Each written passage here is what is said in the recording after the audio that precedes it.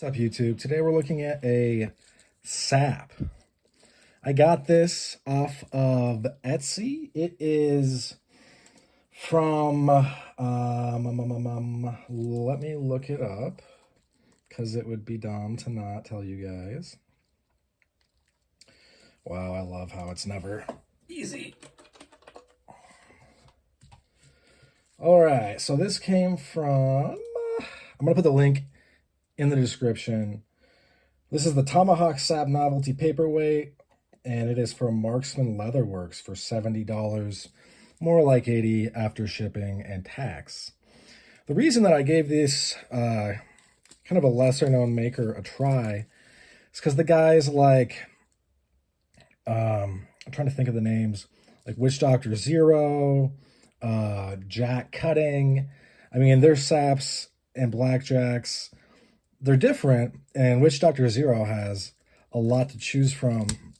They're very expensive, and that to me is kind of counterintuitive for something that if I end up using, there's high probability I'm going to throw it in the trash. Because I wouldn't probably keep something around that would become problematic in a legal sense. This is, let me see what else. 8.5 inches. They got a wrist strap that is 5.75 inches. Total weight of 9.59 ounces. Has a leather plug up here to help keep the shot in place. Probably also here. And, I mean, for sure you could carry it like this. I realize there's a lot of guys that believe in bullshito when it comes to this kind of stuff. That's the portmanteau of bullshit, Ito. Portmanteau is when you combine two words. And they will show you all kinds of goofy stuff that you can do. The bottom line is that you're going to take this and you're going to hit someone in the head as hard as you can and most likely kill them. So this is a lethal force device like brass knuckles. And unless you live in a state where it's allowed, chances are you're never going to be able to use it and get away with it. This up here is a little softer. Down here it's very hard. So, and also as the Tomahawk name kind of references, this kind of like taco-ish style, I don't mean no disrespect, sap, like if I were to take this and hit you like this as hard as I could,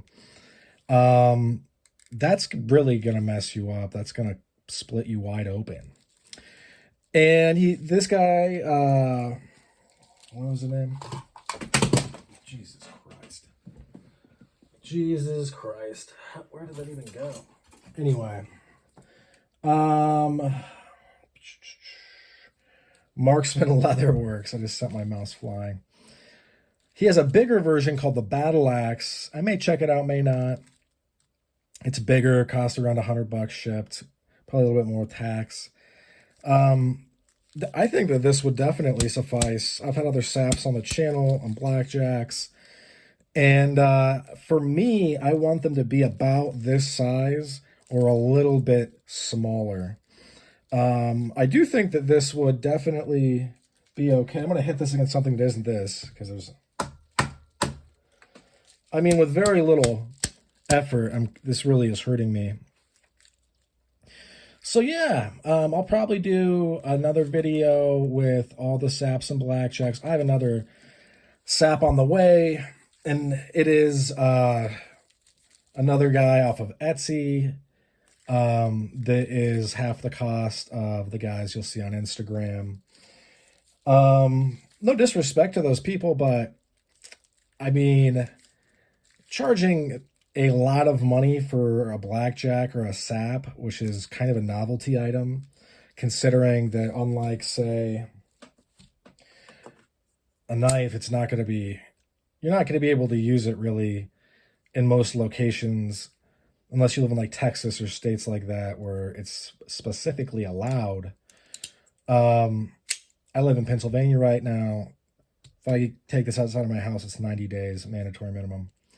So I am going to get my permit to carry soon, though, and I will ask the sheriff, can I carry a sap And he will say, no, you may not. And I will be like, okay, then. So, but I did want to get this guy's stuff on the channel. And like I said, I may go for the battle axe version. But I will say that kind of like the Texas sap from Boston Leather, it's just kind of too big. But we'll see. We'll see how I feel about it. Wanted to get this on the channel. I am going to do another video with all the saps and blackjacks I own. And like I said, the whole allure of a sap or a blackjack, it's basically a hammer that you can fit in your back pocket that isn't a hammer. And like, for instance, it has this retention device. I like this Oxblood a lot, by the way.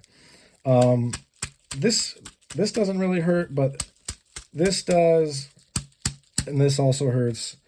If I were to tee off on somebody and like swing full force, it would definitely kill them. So like I said, this is more like brass knuckles than most people realize, in that you are deploying a lethal device. You know, it's lethality. It is career ending, as they say in the business. So yeah, kind of like if you were to stab somebody in the neck or in the liver or in the kidneys, good, chances are high that they're going to go into shock and maybe die. So stuff you got to think about. And I want to reiterate that you don't have to believe in the bullshito to be able to use one of these guys. Anyone can do it. I realize there's a lot of like, oh my God, like you gotta do this and that. And like, oh my God. I'm a secondary black belt in Taekwondo, although I haven't practiced in many moons. I'm also a former Marine machine gunner in the Marine Corps. I served in Operation Iraqi Freedom in a combat role. So yeah, I just want to tell you that it does not take a rocket scientist to hit someone in the head with a hard object. Duh.